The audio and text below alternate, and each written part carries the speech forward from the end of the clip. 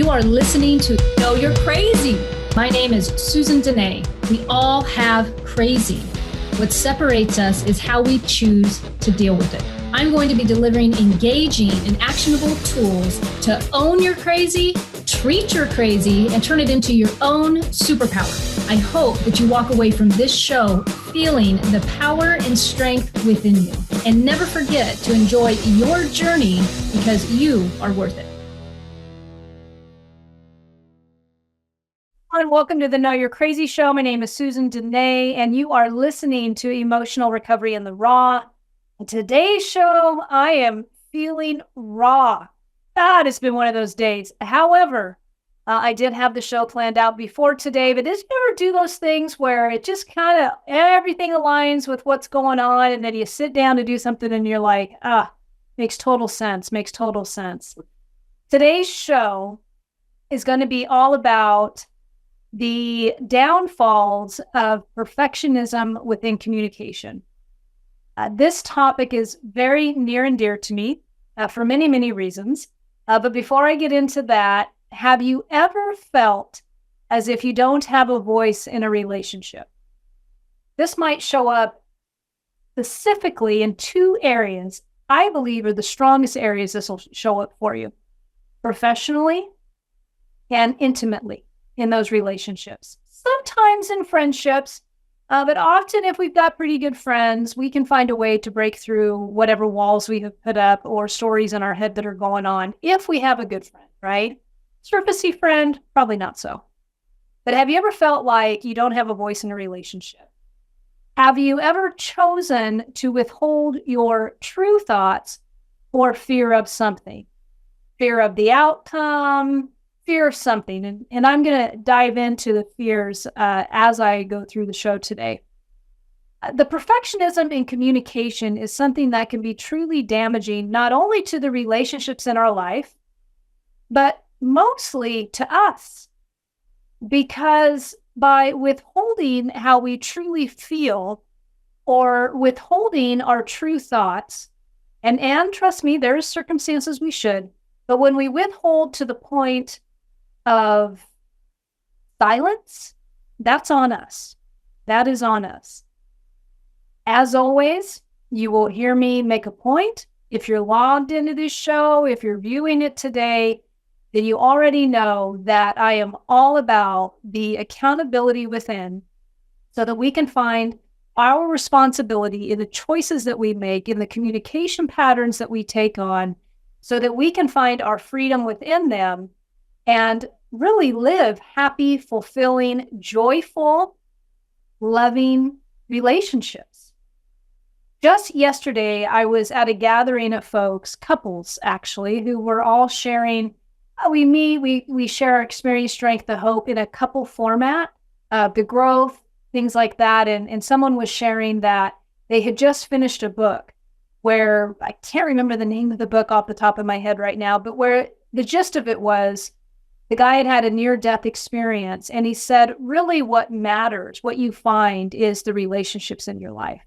It's not the materialistic things. It's not the stuff, right? It's not the stuff, and I'm sure intellectually we can all say, if we were on our, I like to say transition, I don't like the word death, but you get what I'm saying. If we were on our deathbed, it's not the hat or the books or the printer that I'm going to be worried about in that moment.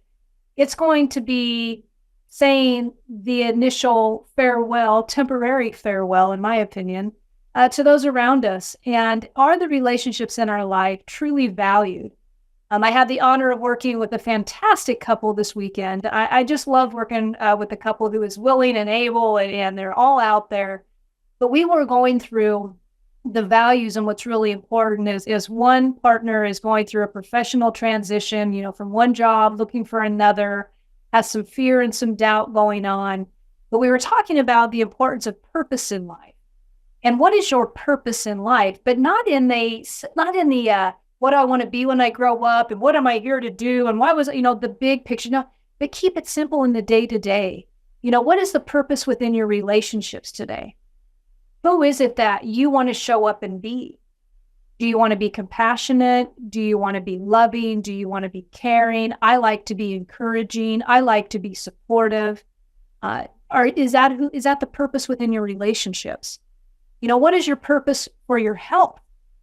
What kind of purpose do you want within your health? Do you want to fill a body full of energy, or are you more concerned with how the body looks? What is the purpose behind the health? Do you want longevity in your lifetime that is more pain-free than painful? What is the purpose that you seek? What is the purpose that you seek within your finances? Now, are you only living check to get more?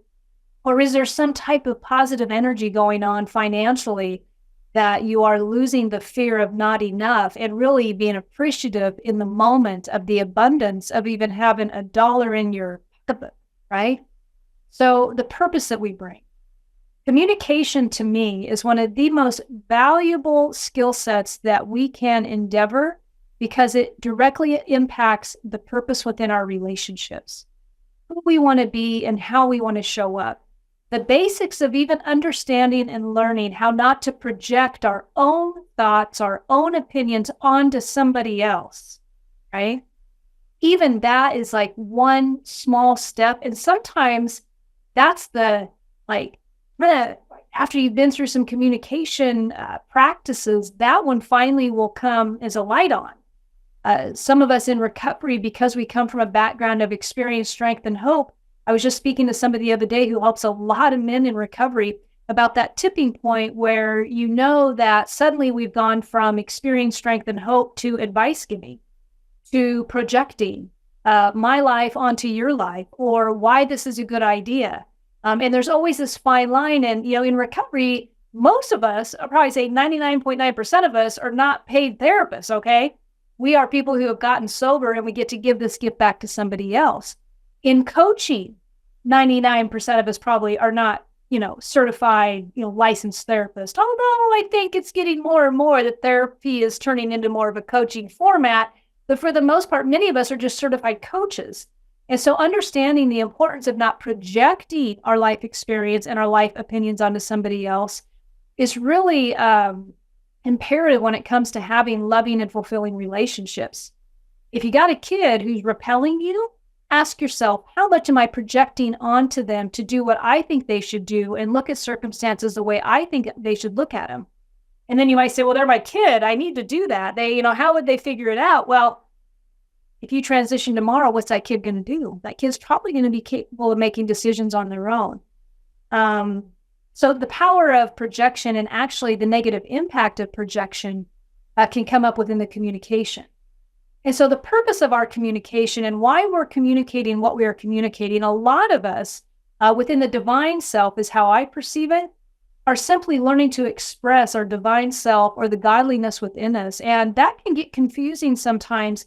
You ever had like a really free-flowing conversation and all the words are connecting? There's no fear in the conversation. It is just sheer understanding and connection.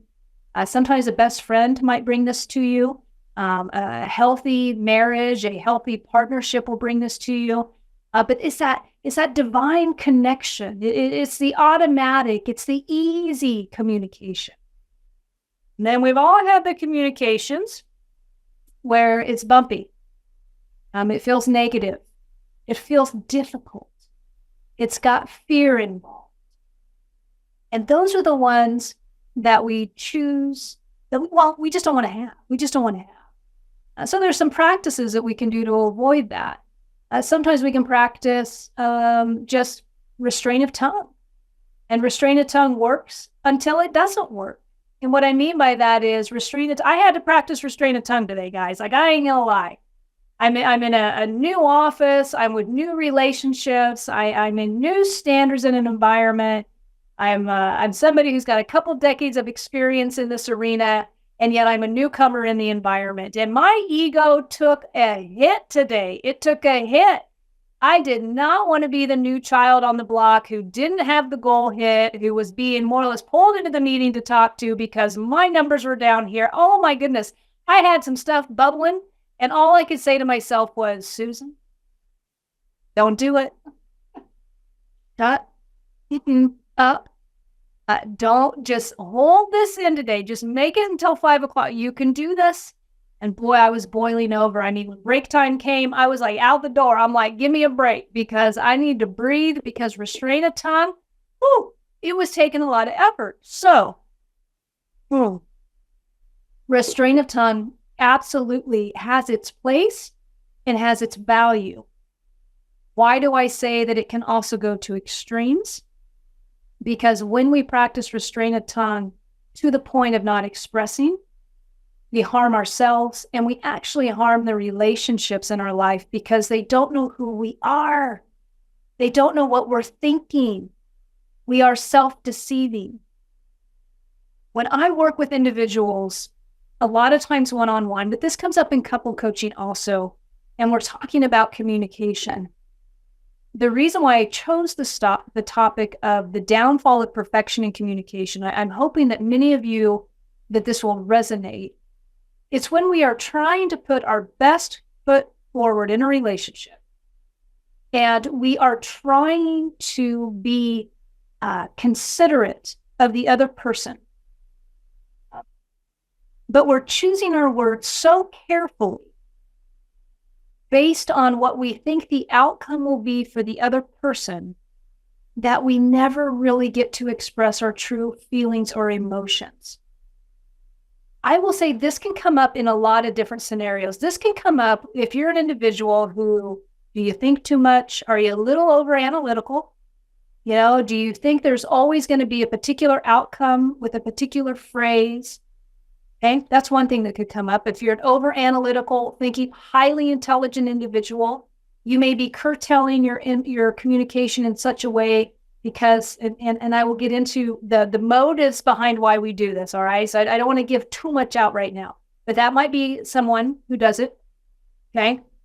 Another one, you've come a long way in personal development.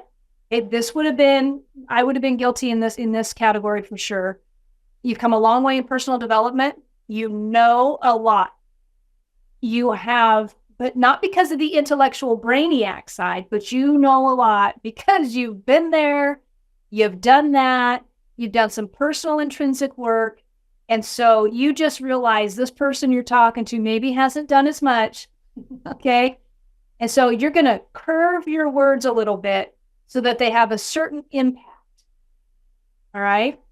That could be a scenario where you're doing. Scenario number 3, you're in a relationship, and this could be professional because bosses can be this too, but you are in a relation, bosses particular, because they kind of hold this role. Just follow me on this thought. There's a framework within the relationship of the bosses, right? They represent a role in your life, a role of authority, all right? Intimately, okay? So here's where I'm going with this.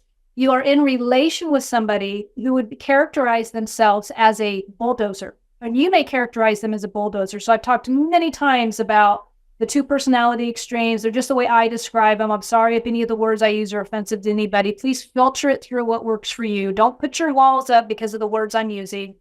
But bulldozer mentality, kind of outward, kind of can be aggressive, a little bit angry. This is why I practice restraint of tongue today. Bulldozers really appreciate the restraint of tongue technique, but really outward, kind of abrupt. Okay, they can be intimidating.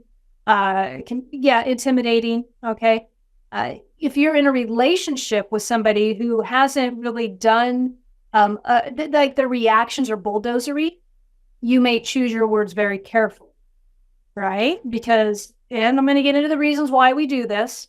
But what is that scenario number 3? Why you may use perfectionism within your communication. Okay. So I've hit on a little bit why it's not healthy. I'll just say emotionally, intrinsically, I'm going to use the word healthy or another word fulfilling for you is because it really denies the spontaneity of your true emotions and what you're truly feeling when we get into perfecting our communication. What do I mean by perfecting our communication? What I mean by that is I'm in a conversation with somebody and I want to convey something. I want them to understand something. And the reason why I use the professional environment and the intimate relationships role is because those are relationships that we truly care for all kinds of different reasons what they think of us. And we've got a lot of investment in those relationships. You following me? I have an investment in my intimate relationship because they are my, my 24/7, right? Like if something affects them, it's going to affect me when I walk in the door, the temperature of the room, I've got a part in that, but they're carrying a part in that. Like my day-to-day sense of peace or my sense of fulfillment or my sense of icky on some level, unless I've risen above, is probably going to be impacted by my partner. Now, that doesn't mean that if you're somebody who has gotten really good at not wearing the emotional jacket and you're very centered within yourself, it doesn't mean that you can't be that person, but you understand that you're still considerate of the other person's emotions. Their opinion and their thoughts and their feelings mean something to you on a different category than, say, the guy bagging your groceries at the store, okay? The boss, the professional environment, might hit you a little bit in a different category because there's an investment there on your part. This is where you're choosing to spend a lot of time. These are the folks that you are probably wanting to have an impression upon. These are the folks who might be signing a paycheck, and there's so many beliefs and there are so many thoughts around finances and what that means if you ride that all the way out, right? So you got two categories where someone's opinion of you means a lot to you, okay? And just stay with me on this. If you can't acknowledge the fact that some people's opinions mean more to you than others, just, you might be above that, and when I say above, that's a bad word. You might have already worked through some of that, identifying with personalities and other people, but I really find it hard to believe that especially in the intimate relationship category, that we don't care, or even in a parental, that's the other relationship, that's one just popped in, that we don't meet, that their opinions don't mean a lot to us, okay?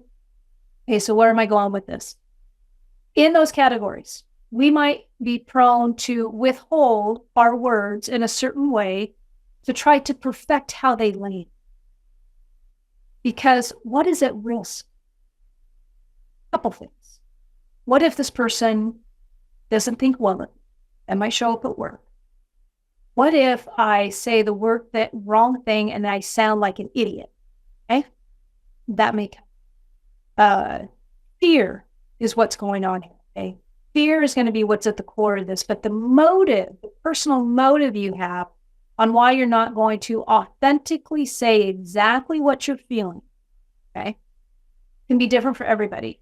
One of the reasons I would withhold in my past was fear of not having the outcome the way I wanted it. Now, this is the number one that I see, that I've seen in my own life, but I really see working with individuals. The number one reason that we will withhold our true selves, our true words, our true feelings, and our true emotions is because we are attempting to impact the outcome of the communication with the other person. What does that sound like to you? If I say it this way, they may hear it the way I need them to hear it to effectuate the change that I am hoping for. Sound familiar? If I say it this way, they may not have a meltdown that I then have to deal with. So I will curve my words a certain way. Have you ever been around somebody? I'm just thinking out loud here. Have you ever been around somebody that couldn't make a point? I had a boss one time for a very long time. You would go into their office, you would sit down, and you'd ask a question. After about 5-10 minutes of discussion, which meant they were talking most of the time, I would leave and I would say to myself, did I even get an answer out of that? Like, what happened? What just happened? I think I just got talked in a circle. He was very good at not wanting to give a direct answer because, and later on, he had even shared this one time, because if he gave a direct answer, that meant he had to be accountable and he'd have to follow up. So and this can also be very characteristic in a patriarch environment, just saying. But so if I don't give you any clarity and I talk in circles around you, I don't ever have to agree on any level. So therefore I don't have to follow up. That was a professional one, but that's what came to mind for me is when we are attempting to have the outcome that we desire. Okay, so let's go back to you, not my old boss. Let's go back to you in intimate relationships or professional relationship. So when we withhold and we're trying to curb our words and perfect them to the point, the perfectionism is what we are attempting to do so that the outcome of that communication is in our favor. Let me say that again. We are perfecting our communication with somebody so that the outcome of that communication is going to lean in our favor. We may mask this by saying that we're doing it to be kind. We may mask this by saying they'll blow up and it could be, whatever. But at the end of the day, we are perfecting our communication and attempting to manipulate manipulate the outcome to our advantage. It'll seem like a good idea at the time. It really, really will. And there are circumstances like when I'd be sitting in that office years ago, I did not speak up. And there was all these layers of belief why I didn't. My boss, disrespectful. Yeah, is this really happening? There's all kinds of stuff going on, right? So there will be, sometimes it'll feel like a very valid reason. And the challenge in this, the challenge really is for you, is to ask yourself in your relationships, if you have a relationship in your life that tends to be more cumbersome, a little bit like you feel like your needs aren't being met or you feel unheard, it's a cycle for you, I would ask you to really reflect on how your words are with this person and ask yourself, am I holding back? Am I curtailing my communication? Am I practicing perfectionism within my communication so that I can perfect it to the point to affect the outcome so that I can then get the result that I want? Sometimes the result is simply I want to be heard, but we don't recognize it all the time during it. Sometimes we're withholding because the person on the other end of the communication tends to be abrupt. A lesson that is very valuable in communication is to understand that just because we choose to communicate does not mean that it's going to go our way. The sooner you are able to accept that, the sooner you will be more willing to communicate what you need to communicate when it comes up for you. Now, some of you might be thinking to yourself, oh, I'm an introvert. There's no way I could do this.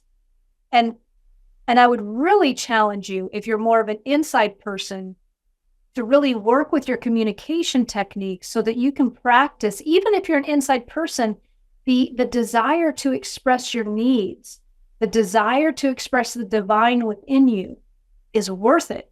Learning how to effectively not withhold, right? To learn how to, I always think little kids, use your words, use your words. How many of us adults are running around with little kid communication patterns, right? Use your words. Even today, as I'm sitting here in my mind, having an imaginary conversation with the unfairness of the situation, right? My ego's bouncing off the walls. Hey, this is when Susan's in her crazy. Why do you think the show is named Know You're Crazy? I'm in my crazy today, and I'm tap dancing with it. It started out with a morning that wasn't going my way. It kind of snowballed because guess what? The energy kept it rolling, right? And so all of a sudden, I'm practicing, shut up, don't say anything, right? So it's just, it happens. But even for me, who I would say the reason why I have to practice some of those techniques at first before I can get to the communication of it is because I'm afraid of my own self. So these are another reason why you may not practice authentic communication. Number one, the reason you may not do it is one, you just don't have the skill. You don't know what the words are. You've never really sat down and said to yourself, wow, every time I'm in a communication with this person or the situation, I really don't say what I mean. And I think I've done a show on that. I'll elaborate a little bit on that, but I really don't say what I mean. I say what I think the other person wants to hear.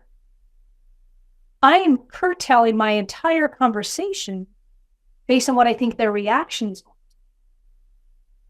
Hopefully that resonated with somebody. And if I'm doing that over and over and over, how is that serving myself within my relationships? Okay. So I'm really on a roll here. I haven't been looking at notes or anything. So if I lose my train of thought, like I kind of just did, I'm just going to jump back in with the next one. Okay. So, I think the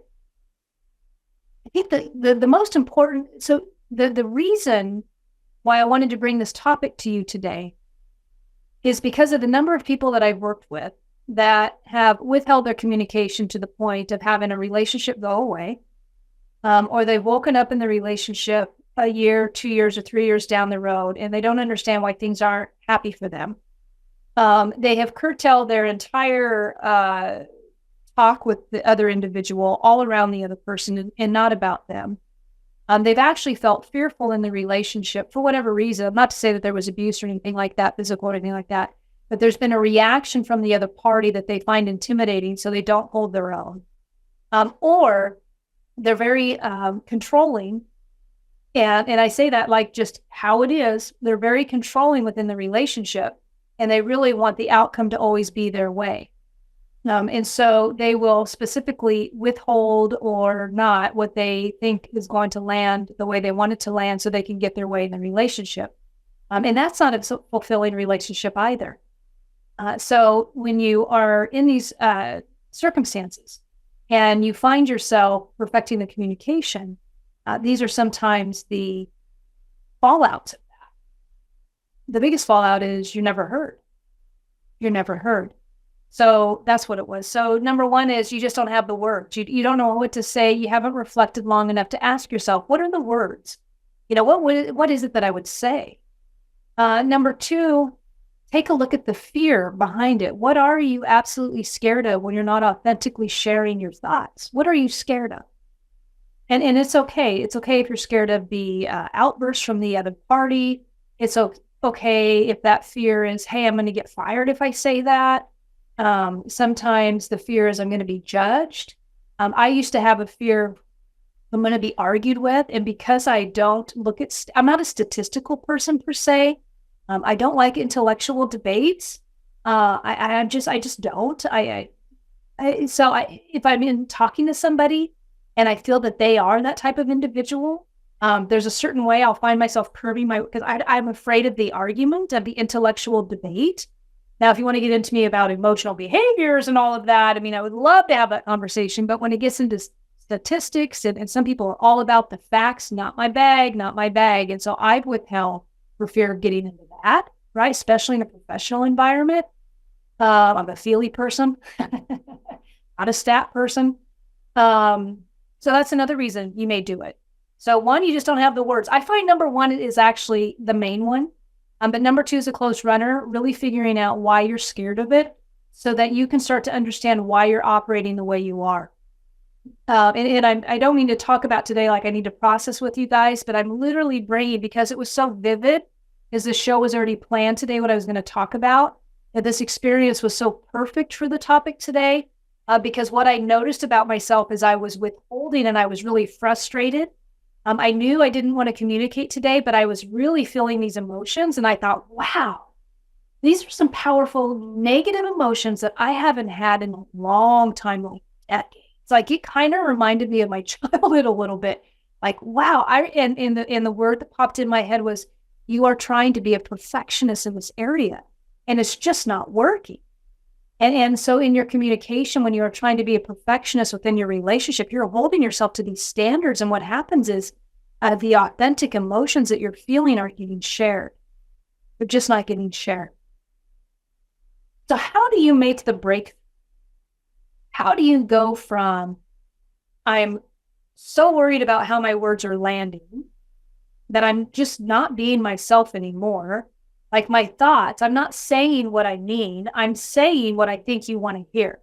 If that is where you have been for a while, how do you make that break is really the question. How do you make that break? The first tip I'm going to offer you is really start taking a look at what you think about your self-worth. What are you worth? I'm going to keep this real simple. I'm not going to go into a deep dive about worthiness and all of that. But what I am going to do is I'm going to say, if you were to say out loud, I am worth speaking my truth, and you were to repeat that phrase 20 times in a row, and try right now if you want. I am worth speaking my truth. I am worth speaking my emotions. I am worth speaking my feelings. I am worth having an opinion on this matter. And you repeat that enough, the fear of the outcome of what somebody thinks of you will get smaller and smaller and smaller. The fear of not being able to handle an outburst will get smaller and smaller and smaller, because it'll no longer be about calculating the conditions, the framework of the conversation, which, God, takes a lot of energy. You guys ever done that? I mean, I know some of you have. Like when you're really trying to land your words a certain way, I mean, the mind is preoccupied about and I once did a professional communication workshop with a group of medical folks.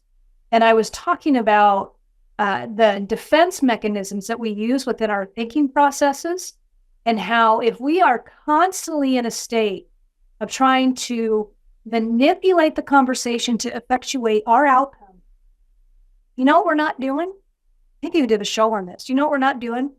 We're not hearing the other part. We're not hearing them. We're not even taking into consideration maybe what they got going on. This is really specific to intimate relationships. Because if I am showing up in my intimate relationship consistently trying to get my way with my thoughts, with my words, I am consistently bringing into this relationship defensiveness. And how does defensiveness feel when it comes to the idea of love? It doesn't feel very good, does it? It's almost on the polar end. It is. It's like defensiveness, love. Two completely different ends of the pole, right? So if you are in a defensive mindset, thinking about what the next word is so that it can have an outcome, are you present for that relationship? Are you in a state of being where you can hear them? I understand what it's like to get caught off guard. I understand what it's like to be defensive. Trust me, ask my husband. I understand that. I understand because of my background, I had to learn from anger. So about how anger showed up in my life, how I used it to find my power, when I'd get big instead of getting, vulnerable. And so there was all these lessons, right? About how anger showed up and why, so being present and talking down those emotions of anger so that I could hear my partner and not be defensive, it took some work. It took some work. And so backing up, how do you pivot to a new way of being? So number one is learn new words, learn some vocabulary. Figure out, how would I say that? Because in the heat of the conversation, you're likely, you might. If you let go in the middle of the conversation, you just say, you know what, I'm just going to say it like I think it. You can even tell the person, I'm just going to say it like I think it. You can do that. But if you're somebody who is so trained in this type of communication, you might want to take some time on the side and say, how could I say that differently? Reflect back to a difficult conversation you had with someone. And then ask yourself the question, how could I have said that differently? What different words would have been beneficial to really say what I mean? Do I think they heard what I need? Because it seems like the end of that conversation didn't go so well. And I'm still left feeling unheard. I still feel, this is a symptom of this, by the way, a symptom of withholding and practicing perfectionism in communication. One, you're going to feel that you're not heard. Oh, I lost it. It'll come back. So Practice your words, number one. Number two, find out why, kind of think about, why am I withholding? Where's the fear at? Why am I scared of this? Ask yourself about the defensive thoughts. Am I consistently in a defensive mindset? So therefore, I'm not hearing my partner when they're communicating with me, or I'm not even hearing my boss, because I will say, I would not have heard superiors today. I would not have heard them. I would have been so convinced that my way was right, or I would have wanted to vent to get over it. There's no way I would have been in a listening mode. So can you identify when you wouldn't have been in a listening mode, or can you identify when you're doing this perfectionism in your communication, that you are in a defensive state of mind because you're trying to perfect the words to such a way to land? Okay. You will also know, the symptom, the relationship is not going to be fulfilling to you. And you are consistently going to be left wanting more, or you're going to consistently be doubting the integrity of the relationship. You will suffer from fight or flight more often than security within the relationship. You will have ideas of wanting to leave often if you are not expressing yourself in a way in which you feel heard. Okay. The other thing I mentioned previously was understanding and fully accepting that just because you learn to express your words doesn't mean that the other person's going to actually receive them in the way that you want to. So be prepared, because if you've ever been in the practice, like they'll say this with meditation, if you've never meditated and then you start meditating, you're feeling all peaceful, don't be surprised if stuff goes to hell before it gets better. And you'll be like, what is this all about? Because you're bringing in new energy. And there's so all the icky stuff needs to come out somewhere. And so all of a sudden, you think, oh, I'm supposed to be peaceful and loving, but then all of a sudden, like, chaos ensues and you're all confused for a while. Keep at it, because it will get better. When you learn to have a voice and you start communicating differently, that relationship will get a little bit rocky. And the old-fashioned saying is, people will show up the way, I'm going to hammer this, but people will show up the way you've trained them to show. So if they are used to you consistently withholding, consistently not sharing your feelings, and they've been allowed to behave in your life a certain way because of that, when you start changing that up, and it doesn't really matter what type of, overwhelming personality the other person has, there's going to be some bumpiness. And so that should just be kind of ready for that. I'd hate to say place a definite expectation on it, because not everything's 100%. When we start showing up differently, people are going to start responding to it differently.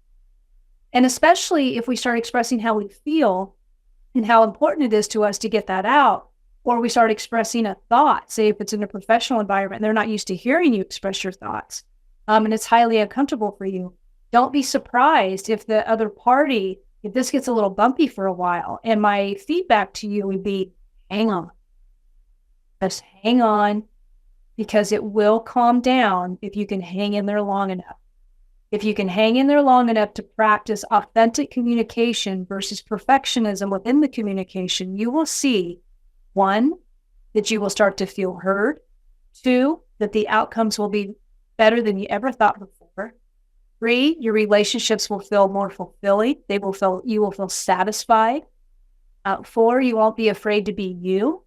5, you will definitely believe that people know what you mean when you talk. I could keep going. 6, you will no longer feel as misunderstood as before. 7, you're not going to be a victim as much as you were before. Because what is perfectionism and avoiding the conversation to a certain degree? And it's kind of like that little thing, like, I know better, you behave a certain way, I'm not accountable to that, so let me just cruise, you know what I mean? So I think that was number 7. So you won't feel like a victim anymore. 8, you're going to improve your skill set in communication. This is going to become more and more comfortable for you. 9, that's going to automatically instill within you a sense of confidence that you didn't even know you had. 10, God, these are just like coming now. 10, new relationships are going to come into your life, relationships that value such authentic communication. You're going to thrive in these relationships. How does that feel? It's got to feel different. It's got to feel different. So if you join me today and you've listened to me now talk for, I don't even know how many minutes I've been going on here, about the downfalls of perfection in communication, I'm hoping that you've heard something that resonates with you. And if I can remember what steps I gave you, but the number one step is learn some new words, practice some new words when you're in your downtime, kind of rehash a conversation, not to go into misery, but to learn from it, reflect in a positive way, reflect in an educational way about a difficult conversation you've had, and ask yourself, how could I have said that differently? You might actually just have to Google some words. When it comes to communication, some of us don't naturally come up with the right words and how to say, like, we actually have to Google some stuff. I mean, it's okay. Don't be afraid of that.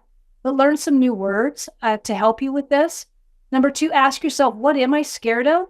Why does this communication always seem to be like I'm really trying too hard? Like I'm really trying too hard. Okay, so understand where the fear is coming from. I mean, yes, it's going to be about not getting your way, but why is that so important to you? You know, why do you feel that that is so important to leverage your authentic self? Because that's what you're doing. You're leveraging your authentic self to manipulate a conversation to have the outcome that you want. Why are you willing to go to that level of work to get your way? Ask yourself that question. Number three, say out loud, I am worthy of authentic communication. I am worth communicating my feelings. I am worth communicating my ideas. I am worth, and say that, whatever phrase works for you, depending on the circumstances. I would say it 20 times in a row. That right there, I will say, came at a pivotal time in my life where I made a decision that changed my entire trajectory of experience. It uprooted my entire dynamic and framework of living. It changed a significant relationship in my life. It changed my ideas about life. It affected my parenting. There was literally me saying, I am worth this decision. Changed my whole life because I connected with the divine within. I didn't know it at the time that that's what I was doing, but at that time, that's what was happening. So that is a very powerful statement to make for yourself, that you are worth this communication. You are worth having a voice. You are worth not giving in to what the outcome's going to be. You are worth not being scared of the other person's reaction. You are worth wearing your own emotional jacket and taking the other person's off. You are worth expressing that idea at work. You are worth it. You are worth it. Okay? Over and over and over. And you say that shit until you believe it. Okay?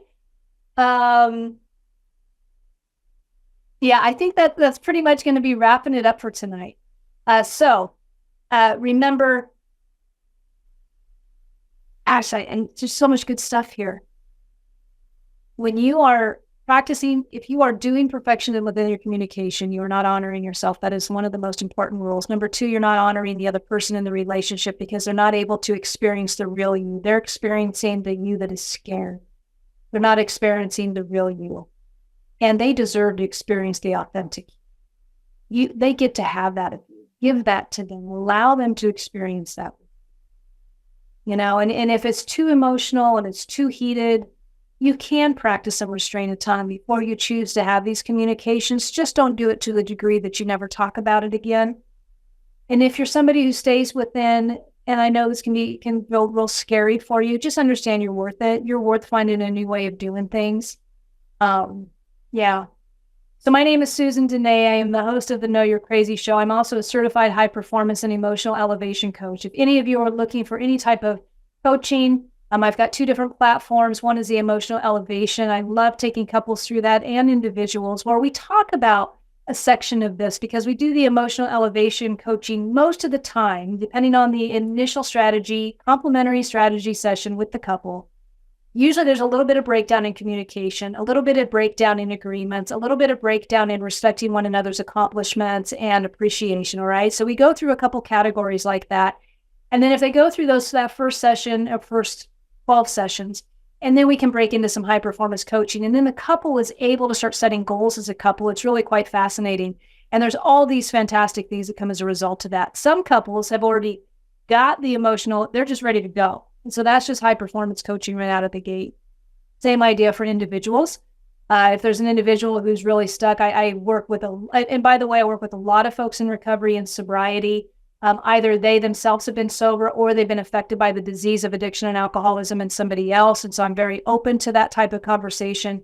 And so there's a lot of emotional elevation work in some of those relationships because we come from backgrounds where we're not used to communicating authentically, or we're used to having to withhold for all kinds of different reasons and all kinds of different beliefs. In fact, it's probably just a human race, but sometimes in that type of situation, we've done so for other reasons. And so the fear is a little bit thicker. And so the coaching platform might change a little bit. So anyways, if I can be of service to anybody, feel free to reach out to me. You can go to my website at susandene.com. Feel free to email me at Grow Spiritual Life. I would be more than happy to work with you. There is a complimentary session involved there to find out if we're a good fit. Like, you can watch my show and all of that, but, and I like working with willing people who are able to kind of put it out there. So sometimes I can be a little choosy myself. So if you're willing to go there and you're somebody who's authentic and you want to do some work around this and you're ready to catapult and change your life, hey, give me a call. I would love to be of service. Having said that, that is all we've got for today. Have a fantastic rest of the week. Thank you for chiming in. And know you're crazy. Have a great one, guys. Bye. You have been listening to Know You're Crazy. Crazy. And my name is Susan Dene. We are identifying, understanding, and treating your crazy one episode at a time. Tune in to transformationtalkradio.com. To connect with me or Growth Spurts Your Life, please visit susandene.com. That's Susan Denee, DENEE.com.